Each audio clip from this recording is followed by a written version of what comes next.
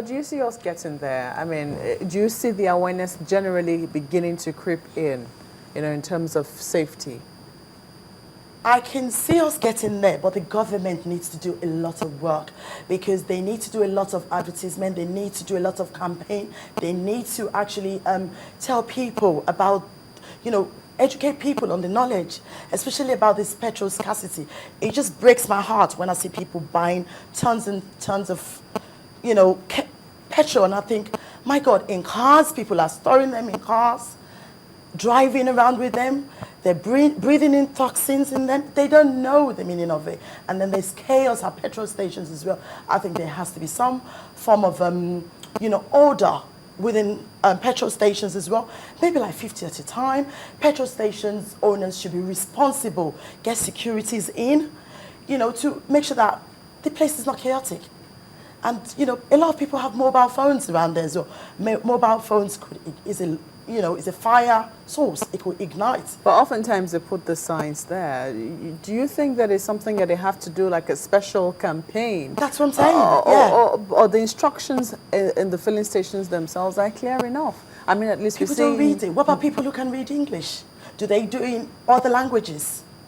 There are some people that can't read English.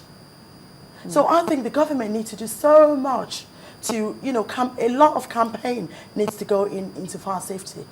If they so much believe in, keeping lives.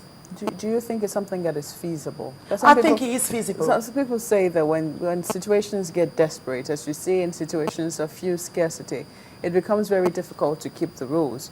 Do you think it's actually a time when anyone can actually enforce laws? I think it's a time when they can enforce laws. And I think it's a time when they can actually, do campaigns. People can actually, go around. There are local governments. It could actually be cascaded down to the local governments. They can actually reach people, do like road shows where people will come and they educate people about the dangers.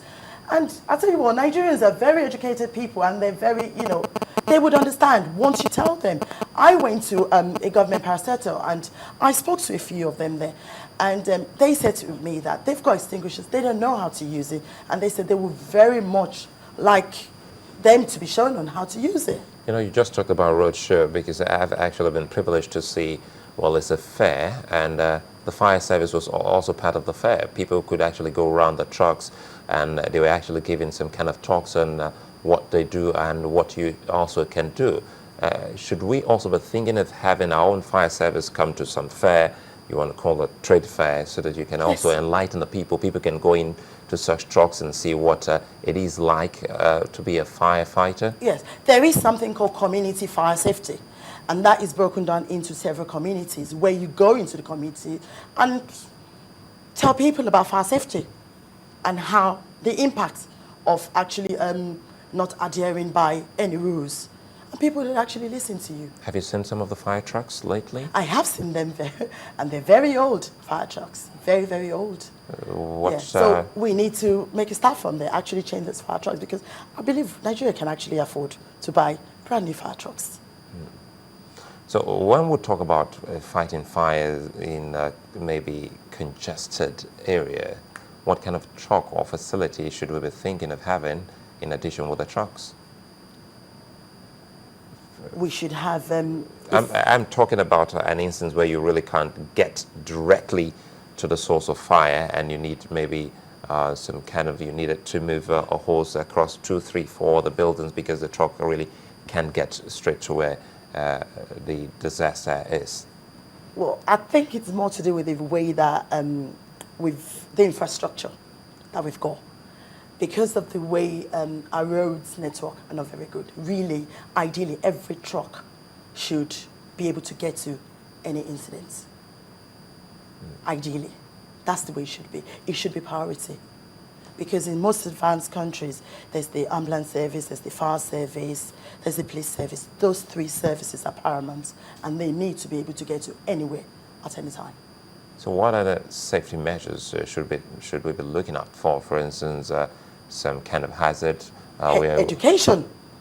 Education. People need to be educated. If they are educated on it, then they will take simple steps to stop the fire from becoming big. Like for example, if you have a fire in your kitchen, you could have like a fire blanket there. And then once you have a fire blanket, if the fire starts, just cover it with a fire blanket until the fire services arrive to actually put you out completely. But at least you know you're safe. What do you tell people who live in congested areas? What safety tips would you give them? I would say to them that if they do cooking in their homes, they shouldn't be doing it. They should do cooking in an outside environment because it's not safe. I've heard of people and I've seen people using stoves in their rooms to cook. The fumes alone is killing. People die of fumes, inhalation. That is the worst thing. It's not just the fire, the actual flames that kill people. It's actually the inhalation of it that actually kill people. Recently, I actually watched a program where I actually saw the president, Goodluck Jonathan, and I think there was a fire incident in Sokoto, and he actually offered them money for probably as a compensation towards the incident. It was in the market. And I thought to myself, okay, fine. It's fair enough you giving them this money to compensate them for their losses. That's fine. However, these people need to be educated about the dangers.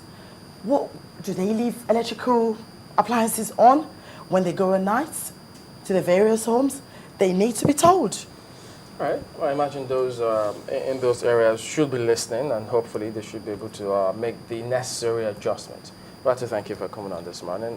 Debbie Windele is a fire and safety professional.